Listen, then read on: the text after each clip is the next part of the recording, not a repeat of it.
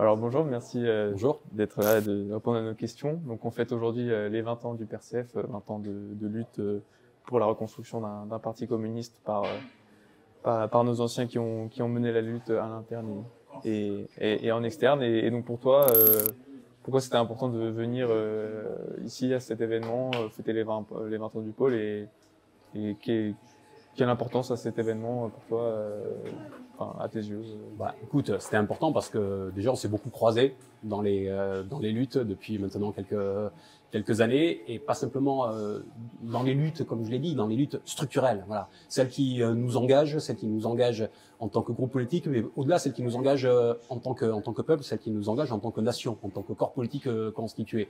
Voilà, j'ai toujours trouvé les camarades du PRCF dans ces endroits-là, dans ces cadres-là, et donc c'était important. Et puis c'est important aussi parce que je sais que le PRCF est né finalement de ce mouvement qui a appelé à se lever contre le dessaisissement de notre souveraineté populaire et nationale. Voilà. Et c'est ça que j'ai en partage aussi avec le PRCF, c'est cet attachement viscéral à la souveraineté populaire et à la souveraineté nationale, parce que on voit les dégâts aujourd'hui à la fois à l'échelle de notre pays, où on est dans une espèce de chaos politique, mais qui est un chaos politique organisé à dessein pour que les puissants essaient de se maintenir en place par le biais d'un artifice adémocratique qui est la démocratie minoritaire. Hein. C'est comme ça que M. Macron se maintient au pouvoir. Mais c'est malheureusement aussi comme ça que les oppositions, je dis bien toutes les oppositions, sautent à la corde avec M. Macron en ayant accepté cette règle du jeu de la démocratie minoritaire, parce qu'elles pensent que c'est un raccourci vers le pouvoir. Donc c'était pour ça dans le cadre national, et puis c'est pour ça au niveau de l'Union européenne,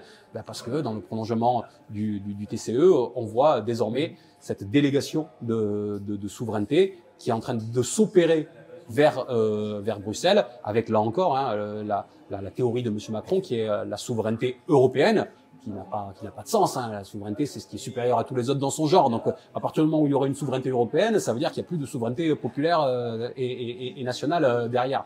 Donc, c'est sur ces deux aspects-là que je me retrouve dans les combats qui sont ceux du PRCF, je crois.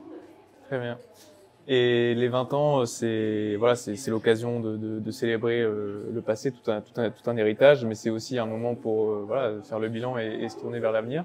Et du coup, toi, quelle serait un peu quelle est selon toi la perspective de la lutte sociale dans les prochaines années, notamment face à la montée de la guerre mondiale, face au saut fédéral européen qui est en train de se préparer aussi. Quelle est selon toi un peu la perspective révolutionnaire, sociale dans tout ça, quoi. Je viens de dire qu'on était dans une situation de blocage politique. Mais si on est dans une situation de blocage politique, il faut trouver comment en sortir. Le blocage politique que j'ai décrit, là, avec la démocratie minoritaire, aujourd'hui, personne n'est capable d'en sortir, sinon par l'extrême droite. Voilà. Ce qu'on voit au niveau des différents pays de l'Union européenne qui sont confrontés à la démocratie minoritaire, ce qui aujourd'hui est l'essentiel des pays dans l'Union européenne, c'est que quand ils y sont depuis 1 an, 2 ans, 5 ans, ils n'arrivent pas à en sortir, sauf par soit à l'extrême droite, avec des gouvernements type Meloni, ou comme on peut le voir dans certains pays d'Europe du Nord, en Suède, en Finlande, en Autriche aujourd'hui, aux Pays-Bas, etc.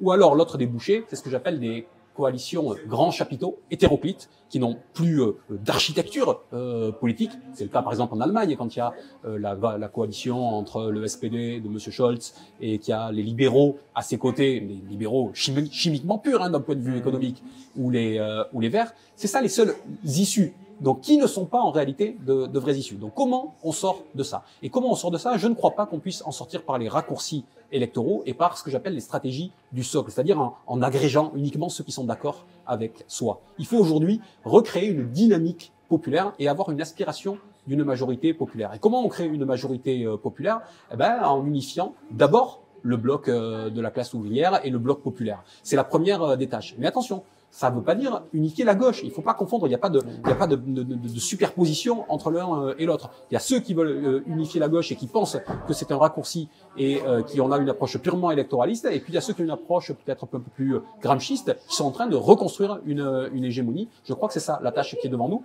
et c'est une tâche historique pour constituer un nouveau bloc historique, tout simplement. Très bien.